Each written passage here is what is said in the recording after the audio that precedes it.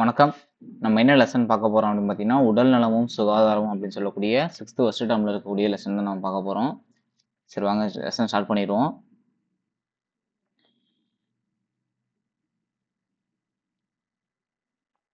Okay. First என்ன குடுத்துருக்காங்க அப்படின்னு பார்த்தோம்னா,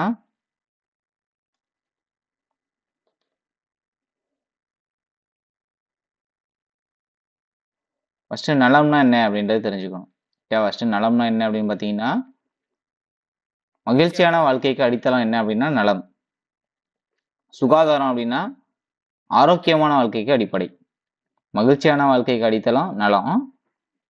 ஆரோக்கியமான வாழ்க்கைக்கு அடித்தளம் சுகாதாரம் அப்படின்னு சொல்றாங்க. நெக்ஸ்ட் நலம் அப்படின்ற வார்த்தை முழுமையான மன மற்றும் உடல் நலத்தை குறிக்கிறது. உலக சுகாதார நிறுவனம் என்ன சொல்றாங்க அப்படின்னா, நலம் அப்படின்றது மனிதனோட முழுமையான உடல், மனம், சமூக நலனை குறிப்பதாகும். அதாவது நோயின்றி இருப்பதை மட்டும் குறிப்பதல்ல அப்படின்னு நம்ம வேர்ல்டு ஹெல்த் ஆர்கனைசேஷன் நமக்கு சொல்லியிருக்காங்க. நெக்ஸ்ட் ஹோமியோடாசிஸ் அப்படின்னு நான் தெரிஞ்சுக்கணும். அது நமது சுற்றுச்சூழலில் ஏற்படும் அழுத்தங்களும் மாற்றங்களுக்கும் ஏற்ற வகையில் உடல் தன்னை தகவமைத்துக் கொள்வதன் மூலம் உடலியல் சமநிலையை பேணுகின்ற சிறப்பான நிலையாகும். நிலை ஹோமியோஸ்டாசிஸ் அப்படின்னு சொல்றாங்க. சுகாதாரம் அப்படின்றது உடல் நலத்திற்கு ஏற்ற நடைமுறைகளை நிறுவக்கூடிய அல்லது பராமரிக்கக்கூடிய அறிவியல் ஆகும். அதுக்கப்புறம் ஊட்டச்சத்து அப்படின்னா என்னன்னு தெரிஞ்சுக்கணும். சரியா? அது நமக்கு ஆற்றலை தருகின்ற உடல் வளர்ச்சிக்கு உதவக்கூடிய நோயிலிருந்து நம்மை பாதுகாக்கக்கூடிய வேதியியல் கூறுகள் உணவில் உள்ளன. இந்த தான் ஊட்டச்சத்துன்னு சொல்றோம். நமக்கு ஆற்றல் தரக்கூடிய பிளஸ் உடல் வளர்ச்சிக்கு உதவக்கூடிய நோய்களிலிருந்து நம்மளுக்கு பாதுகாக்கக்கூடிய கூறுகள் உணவுல இருக்கு. வேதியியல் கூறுகள் இருக்கா. இந்த வேதியியல் கூறுகளுக்கு பேர் தான் ஊட்டச்சத்துக்கள்னு சொல்றாங்க. ஊட்டச்சத்துக்கள் 6 வகைப்படும். கார்போஹைட்ரேட்டு, புரோட்டீனு, கொழுப்பு, விட்டமின்ஸ், தாது உப்பு, அப்புறம் நீர். ஃபர்ஸ்ட் கார்போஹைட்ரேட் அப்படின்னா மாவுச்சத்து. ஆற்றல் தரக்கூடிய ஒரு உணவுப் பொருள். கார்போஹைட்ரேட் நம்ம மொத்தம் 3 டைப்பா பிரிக்கலாம். சரியா? என்ன டைப் அப்படின்னு பார்த்தீங்கன்னா, ஃபர்ஸ்ட் சர்க்கரை. சர்க்கரைனால என்னது? சுக்ரோஸ். சுக்ரோஸ்னா C12, H22, O11 அப்படின்னு சொல்லுவாங்க. சர்க்கரை பார்த்தோம்னா பழங்கள், தேன் மற்றும் கரும்பு சாறு, பீட்ரூட் எல்லாமே இனிப்பா இருக்கும். இனிப்பா இருக்கிறது எல்லாமே என்னது? பழம், தேன், கரும்பு சர்க்கரை, பீட்ரூட் இது எல்லாமே என்னது? சர்க்கரையில வந்துடும். ஸ்டார்ச் அப்படின்னா அரிசி, உருளைக்கிழங்கு, சோளம் இதுல தான் ஸ்டார்ச் இருக்கும். ரைட்டா? நார்ச்சத்து உணவு அப்படின்னா முழுதானியம், கொட்டை உணவுகள் இதுலலாம் இருக்கும். கார்போஹைட்ரேட்டுகள் சர்க்கரை, ஸ்டார்ச், நார்ச்சத்து ஆகிய வடிவில் நாம் பெறுகிறோம். நெக்ஸ்ட் பார்த்தோம் அப்படின்னா, இப்போ நமக்கு என்ன முடிஞ்சிருக்கு? கார்போஹைட்ரேட்ஸ் முடிஞ்சிருச்சு. நெக்ஸ்ட் புரதம். புரதம்னா என்ன அப்படின்னு தெரிஞ்சுக்கணும். கொழுப்பு பார்த்துட்டு அப்புறம் புரதம் பார்க்கலாம். கொழுப்பு அப்படின்றது ஆற்றல் தரும் ஒரு உணவு. இது கார்போஹைட்ரேட்டை விட அதிக ஆற்றல் தரக்கூடியது. கார்போஹைட்ரேட்டை விட அதிக ஆற்றல் தரக்கூடியது கொழுப்பு. முட்டையோட மஞ்சள் கருல கொழுப்பு இருக்கும். மஞ்சள் கரு. வெள்ளை கரு கேட்டிங்க அப்படின்னா அது புரோட்டீன். ரைட்டா? நமது உடலுக்கு ஆற்றலை தருவதோடு அதான் கார்போஹைட்ரேட்டை அதிகமாக ஆற்றல் தரும். அது இல்லாம உடலை பாதுகாத்து உடல் செல்களையும் பாதுகாக்கின்றன. பாதுகாப்பு பணியில ஈடுபடுது. உடலை பாதுகாக்கக்கூடியது பிளஸ் உடல் செல்களையும் பாதுகாக்கக்கூடியது. வேற என்ன இருக்கு அப்படின்னு பார்த்தோம்னா, அதான் முட்டையோட மஞ்சள் கரு, சிவப்பு இறைச்சியெல்லாம் கொழுப்பு இருக்கு அப்படின்ற மாதிரி கொடுத்துருக்காங்க. அதுக்கப்புறம் புரதம் உடல் வளர்ச்சி, செல்களை புதுப்பித்தல், செரிமானம் போன்ற பல்வேறு விதமான உடல் செயல்களுக்கும் புரதங்கள் மிகவும் அவசியம். முட்டையில இருக்கு. சோயாபீன்ஸு, பருப்பு இதெல்லாம் புரதங்கள் இருக்கு. புரதங்கள் உடல் வளர்ச்சிக்கு உதவும். இதான் இம்பார்ட்டன்ட். புரதங்கள் உடல் வளர்ச்சிக்கு உதவும் உணவுகள். அதுக்கப்புறம் இங்க இருக்கக்கூடிய இந்த கொஸ்டின், அதிகமான புரதம் உள்ள உணவு சோயாபீன்ஸ். இதான் நம்ம கொஸ்டின். சரியா? அதிகமாக புரதம் உள்ள உணவு சோயாபீன்ஸ். நெக்ஸ்ட் வைட்டமின்கள். அதாவது உடல்ல நடைபெறக்கூடிய பல்வேறு உயிர் வேதி வினைகளுக்கு வைட்டமின் தேவை. அதாவது குறைந்த அளவுல தேவைப்படக்கூடிய தனிமம் இது. குறைந்த அளவுல தேவைப்படக்கூடியது என்னது? வைட்டமின்கள் தான். சரியா? வைட்டமின்கள் என்ன சொல்லுவாங்க அப்படின்னா பாதுகாக்கும் உணவுகள்னு சொல்லுவாங்க. வைட்டமின்களை பாதுகாக்கும் உணவுகள்னு சொல்லுவாங்க. ABCDEK அப்படின்னா 6 வைட்டமின்கள் இருக்கு. ரைட்டா? வைட்டமின் BC நீர்ல கரையக்கூடியது. ADEK கொழுப்பில் கரையக்கூடியது. சரியா? எப்படி நான் வச்சுக்கலாம் அப்படின்னா, இப்போ தண்ணியில பிஸியா குளிச்சுட்டு இருக்கோம் அப்படின்னு நான் வச்சுக்கலாம். சரியா? ஒரு ஸ்விம்மிங் பூல் போனா என்ன பண்ணுவோம்? தண்ணியில ரொம்ப பிஸியா குளிச்சுட்டு போவோம். அப்போ BC அப்படின்னா நீரில் கரையக்கூடிய வைட்டமின். ADEK அப்படின்றது கொழுப்பில் கரையக்கூடிய வைட்டமின்கள் அப்படின்னு வச்சுக்கோங்க. இப்போ ADEKனா ADMKன்னு கூட நான் வச்சுக்கோங்க. ADMKனா கொழுப்பாக இருப்பாங்க அப்படின்ற மாதிரி சும்மா ஷார்ட்கட்டுக்கு சரியா, அதை நான் வச்சுக்கலாம் நீங்கள். அடுத்து வந்து பார்த்தோம் அப்படின்னா இந்த இந்த இடத்த மட்டும் நோட் பண்ணிங்க. இப்போ வைட்டமின் ஏ அப்படின்னா ஆரோக்கியமான கண் பார்வை மற்றும் தோல். அதுக்கப்புறம் வைட்டமின் பி வந்து பார்த்தோன்னா பிளட்டு, அதாவது ரத்த சிவப்பு உருவாக்கும். ரைட்டு, ஆரோக்கியமான நரம்பு மண்டலம். வைட்டமின் சி அப்படின்னா பல்லீறுகள் பாதுகாப்பு, நோய் எதிர்ப்பு திறன். வைட்டமின் டி சுண்ணாம்பு சத்து உறிஞ்சுறது, வலிமையான எலும்புகள். வைட்டமின் இ இனவிருத்தி. சரியா, அடுத்த வைட்டமின் கே வந்து ரத்தம் உறையிறது. இது நோட் பண்ணிக்கணும். அப்புறம் வந்து குறைபாட்டு நோய்கள் இந்த இருக்கு. வைட்டமின் ஏ குறைஞ்சிச்சுன்னா பார்வை குறைபாடு, மாலைக்கண் நோய் வரும். வைட்டமின் பி குறைஞ்சிச்சுன்னா பெரி வரும். வைட்டமின் சி ஸ்கர்வி, டி வந்து ரிக்கட்ஸு, இ வந்து நரம்பு தளர்ச்சி, மலட்டுத்தன்மை, நோய் எதிர்ப்பு சக்தி குறைஞ்சிரும். அதுக்கப்புறம் எலும்புகள் பற்கள் பலவீனம். எதுக்கு அப்படின்னா வைட்டமின் கேக்கு. அதுதான் இங்கே கொடுத்துருப்பாங்க. நம்ம இப்போ இங்கே என்ன பார்த்தோமோ அதை அப்படியே பாக்ஸில் கொடுத்துருப்பாங்க. வைட்டமின் ஏனா மாலைக்கண் நோய், குறைவான கண் பார்வை, மங்கலான வெளிச்சத்தில் பார்க்க முடியாது. வைட்டமின் பி வந்து பெரி நரம்பு பலவீனம், உடல் சோர்வு. வைட்டமின் டி வந்து பார்த்தீங்க அப்படின்னா ஸ்கர்வி, ஈறுகளில் ரத்த கசிவு. வைட்டமின் டி வந்து ரிக்கட்ஸு, பலவீனமான எளிதில் வளையக்கூடிய எலும்புகள். வைட்டமின் இ வந்து பார்த்தோம் அப்படின்னா நரம்பு பலவீனமாக இருக்குது, மங்கலான கண் பார்வை, மலட்டுத்தன்மை. இது ரெண்டு தான் இம்பார்ட்டன்ட், நரம்பு பலவீனம், மலட்டுத்தன்மை. சரியா, மலட்டுத்தன்மை, நோய் எதிர்ப்பு சக்தி இல்லாமல் போகிறது. வைட்டமின் கே வந்து பார்த்தீங்கன்னா பிளட்டு வந்து கசிஞ்சுக்கிட்டே இருக்கும், சிறு காயத்தினால் ஏற்படும் அதிகப்படியான இரத்த கசிவு, பலவீனமான எலும்புகள் மற்றும் பற்கள். அப்புறம் இந்த பாக்ஸு நெல்லிக்கனிகளை விட ஆரஞ்சு பழங்களை விட 20 மடங்கு அதிக வைட்டமின் சி காணப்படுகிறது. இதில் நெல்லிக்காய் ஜூஸ் 20 ரூபா நான் வச்சுங்க, முடிஞ்சு போச்சு. ஆரஞ்சை விட இதில் அதிகமாக இருக்கு, நெல்லிக்காயில் வைட்டமின் சி அதிகமாக இருக்கான். எத்தனை மடங்குன்னா 20 மடங்கு. அப்போ நெல்லிக்காய் ஜூஸ் 20 ரூபா அப்படின்ற மாதிரி நான் வச்சுக்கலாம். அடுத்து வைட்டமின் டி சூரிய ஒளி வைட்டமின்னு சொல்லுவாங்க. வைட்டமின் டியை சூரிய ஒளி வைட்டமின் சொல்லுவாங்க. சன்ஸ்கிரீன் லோஷன் நம்ம யூஸ் பண்ணோம் அப்படின்னா 95% வைட்டமின் டி வந்து நம்ம பாடியில் உற்பத்தி ஆகாது, அது தடுத்துரும்.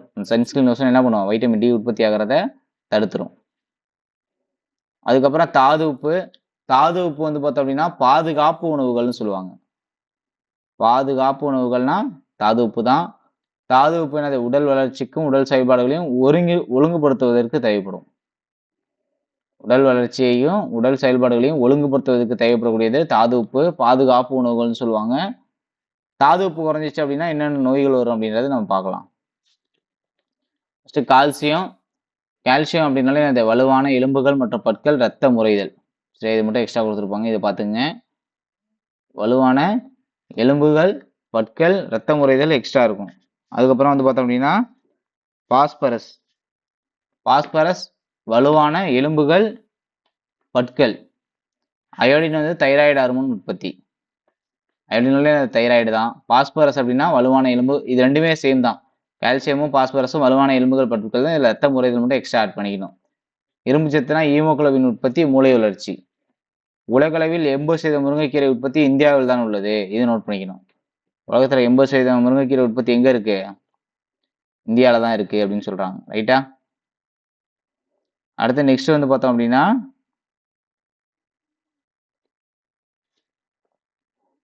கீழே போயிடலாம். கீழே எதுவும் பெருசாக எதுவும் இல்லை. இங்கே இது மட்டும் நோட் பண்ணிங்க. முருங்கைக்கீரை பற்றி என்ன சொல்லியிருக்காங்க அப்படின்னா, முருங்கைக்கீரை vitamin A, C, potassium, calcium, இரும்புச்சத்து, புரதம்லாம் இருக்குது. ஆக்சிஜனேற்ற தடுப்பான். சரியா, முருங்கைக்கீரை என்னவா இருக்கான், ஆக்சிஜனேற்ற தடுப்பானாக செயல்படக்கூடியது. அதுக்கப்புறம் நீர் நமக்கு தெரியும், பேசிக்காகவே தெரியும். நீரை பற்றி பெருசாக எதுவும் பார்க்க வேணாம். ஊட்டச்சத்து வந்து சரிவிகித உணவு போதுமான அளவு கொண்டுள்ளது. சரிவிகித உணவு வந்து நம்ம எடுத்துக்கணும் அப்படின்னு சொல்லுவாங்க. ரைட்டா. அடுத்து சரிவிகித உணவு எடுத்துக்கலன்னா என்ன வரும், நமக்கு நோய் வந்துடும். சரியா, இங்கே கொடுத்துருக்காங்க பாருங்க. குவாஷியர்கள், மராஸ்மஸ். அதாவது புரத குறைபாட்டால் ஏற்படக்கூடிய நோய் வந்து பார்த்தோம்னா குவாஷியர்கள், மராஸ்மஸ்.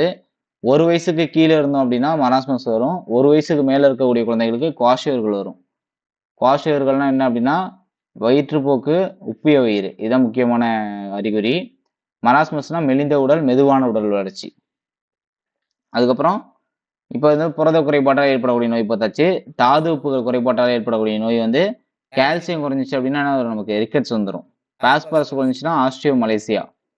அயோடின் வந்து கிரிட்டினிசம் குழந்தைகள்ல, முன்கழுத்து கலலை பெரியவர்கள்ல. சரியா? இரும்புச்சத்து வந்து பார்த்தோம் அப்படின்னா இரத்த சோகை. சரியா? இரும்புச்சத்து, இரத்த சோகை. நெக்ஸ்ட் வந்து பார்த்தோம் அப்படின்னா வேற என்ன இருக்கு? ஊட்டச்சத்து குறைபாடு. நாம் உண்ணும் உணவில் நம்ம உடலுக்கு தேவையான ஊட்டச்சத்துக்கள் அனைத்தும் சரியான விகிதத்தில் கிடைக்கவில்லை என்றால் ஊட்டச்சத்து குறைபாடு ஏற்படுகிறது. சாப்பிட்ற சாப்பாட்டுல தேவையான அளவு ஊட்டச்சத்து இல்லை அப்படின்னா என்னது? நமக்கு ஊட்டச்சத்து குறைபாடு நோய் வந்து ஏற்படுது. இன்னொரு வார்த்தையில சொல்லணும் அப்படின்னா சரிவீத உணவை எடுத்துக்கொள்ளாதனால நமக்கு ஊட்டச்சத்து குறைபாடு ஏற்படும். ஊட்டச்சத்து குறைபாடு ஏற்பட்டுச்சு அப்படின்னா நமக்கு என்னது? நோய் தான் வரும். அதுக்கப்புறம் இந்த பாயிண்ட் நோட் பண்ணிக்கணும். உடல் பருமன்ல இந்தியா 2வது பிளேஸ். ரைட்டா? 14.4 மில்லியன் குழந்தைகள் உடல் பருமனுடன் இருப்பதாக தெரிய வந்துள்ளது இந்தியாவில். சீனா தான் ஃபர்ஸ்ட். இந்தியா சீனாவுக்கு அடுத்தபடியாக அதிக எண்ணிக்கையில் உடல் பருமன் உடையவர்கள் கொண்ட நாடுகளில் 2வது இடத்துல இந்தியா இருக்கு. ரைட்டா? அதுக்கப்புறம்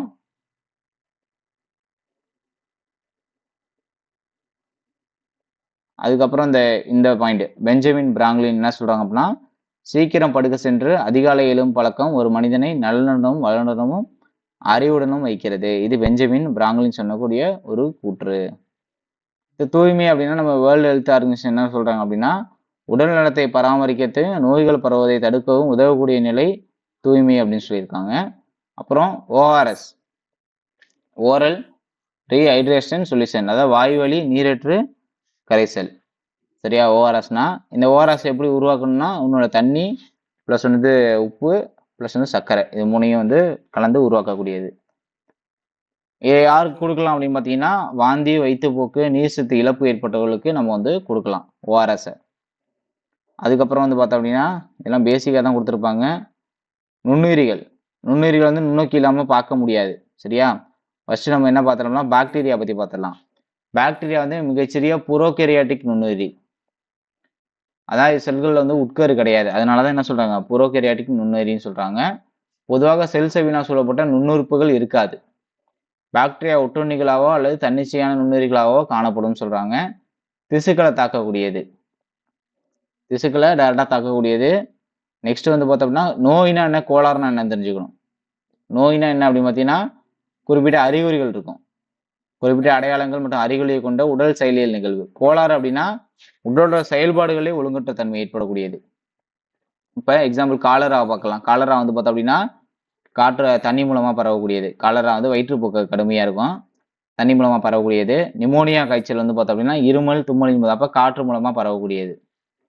டெட்டனஸ் வந்து கக்குவான்னு சொல்லுவாங்க, பாக்டீரியாக்களால் தாக்கப்பட்ட காயங்கள் வழியா பரவக்கூடியது. காச நோயினாலே நமக்கு என்னது? காற்றின் மூலமா பரவக்கூடியது. டைஃபாய்டும் நமக்கு உணவு அல்லது நீர் மூலமா பரவக்கூடிய ஒரு காய்ச்சல். இது எல்லாமே பாக்டீரியா நோய்கள். அதான் இம்பார்ட்டன்ட். எல்லாமே என்னது? நமக்கு பாக்டீரியா நோய்கள். காலரா, நிமோனியா, டெட்டனஸ், காச நோய், டைஃபாய்டு இதெல்லாம். அப்புறம் வைரஸ் ஏற்படுகிறது தொற்று ஏற்படுத்தக்கூடிய காரணி. இது வந்து புரத உரையால் சொல்லப்பட்ட நியூக்ளிக் அமிலத்தை கொண்டுள்ளது. அது நடுவில் வந்து பார்த்தீங்கன்னா டிஎன்ஏ அப்படின்னா ஆர்என்ஏ இருக்கும், அதை சுற்றி புரத உரை இருக்கும். அதான் வைரஸ். மற்றொரு உயிரினங்களின் செல்களில் புகுந்து பெருக்கமடைகின்றன. தாவரங்கள், விலங்குகள், நுண்ணுயிர்கள் போன்ற அனைத்து உயிரினங்களையும் வைரஸ்கள் பாதிக்கக்கூடியது. உயிருள்ள செல்களில் புகுந்து அச்செல்லின் ஆக்கக்கூறுகளை பயன்படுத்தி பெருக்கமடைகின்றன. வைரஸ்கள் செல்களை அழித்து பாதிப்படைய செய்து அல்லது மாற்றமடைய செய்து உங்களை நோய் வாய்ப்பட வைக்கும். அடுத்து டிஎன்ஏ, அதாவது ஒரு வைரஸ் டிஎன்ஏக்கு பதிலாக ஆர்என்ஏ ஏற்பட்டுச்சுன்னா ரெட்ரோ வைரஸ்னு சொல்லுவாங்க. ஒரு வைரஸ்ல டிஎன்ஏக்கு பதிலாக ஆர்என்ஏ இருந்துச்சுன்னா அது ரெட்ரோ வைரஸ். வைரஸால் உருவாகக்கூடிய நோய்கள் வந்து பார்த்தோம்னா சாதாரண சளி, இன்ஃப்ளூயன்சா, சின்னம்மை, பெரியம்மை, கல்லீரல் ஒவ்வாமை, இளம் பிள்ளைவாதம், தட்டம்மை, இதெல்லாம் வைரஸால ஏற்படக்கூடிய ஒரு நோய். அந்த லெசன்ல இருந்து பார்த்தோம் அப்படின்னா இன்னும் ஒரு 2-3 பாயிண்ட் மட்டும் பார்த்தா போதும். அதாவது நினைவில் கொள்கை மட்டும் நம்ம பார்த்தோம் அப்படின்னா அந்த லெசனை முடிச்சுக்கலாம். 6 வகையான ஊட்டச்சத்து தெரியும். கார்போஹைட்ரேட், புரோட்டீனு, கொழுப்பு, வைட்டமின், தாது, உப்பு, நீர். குவாஷியர்களும் மராம்சம் புரத குறைபாட்டால் ஏற்படக்கூடிய ஒரு நோய். மாலைக்கண் நோய் வைட்டமின் ஏ, ஸ்கர்வினா வைட்டமின் சி, ரிக்கட்ஸ்னா வைட்டமின் டி, பெரி வைட்டமின் பினால ஏற்படக்கூடிய ஒரு நோய். பாக்டீரியா ஒரு புரோகேரியாட்டிக் நுண்ணுயிரி. காலரா, டைபாய்டு, நிமோனியா ஆகியவை என்னது? நமக்கு காலரா, டைபாய்டு, நிமோனியாலாம் பாக்டீரியா நோய். இன்ஃப்ளூயன்சா, சாதாரண சளி, சின்னம்மை இதெல்லாம் வைரஸ் நோய்கள். சரியா? இதோட உங்களுக்கு 6th ஃபர்ஸ்ட் டேர்ம் முடிஞ்சிருச்சு. நம்ம அடுத்த வீடியோல வந்து சந்திக்கலாம். Thank you.